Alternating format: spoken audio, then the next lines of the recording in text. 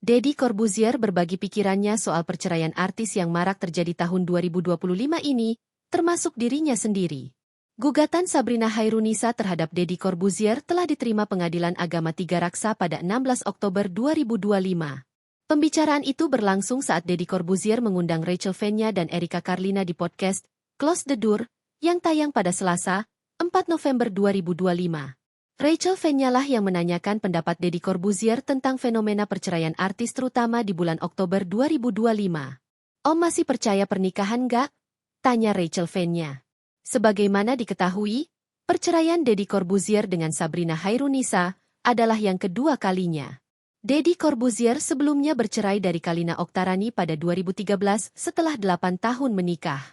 "Tergantung dari seberapa tua kamu," jawab Deddy Corbuzier dalam bahasa Inggris. Di usia yang akan genap 49 tahun pada Desember 2025 mendatang, Deddy Corbuzier mengaku sudah lelah memulai hubungan dari awal lagi.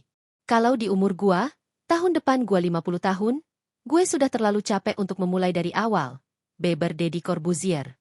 "Mulai kenalan lagi, ngedate lagi, pacaran lagi, kenalan sama orang tuanya lagi, terus harus mulai ngenalin ke Aska lagi. Kayaknya aku sudah capek," sambungnya. Namun bukan berarti Deddy Corbuzier tak lagi percaya pernikahan, walau sebenarnya juga sedikit meragukannya.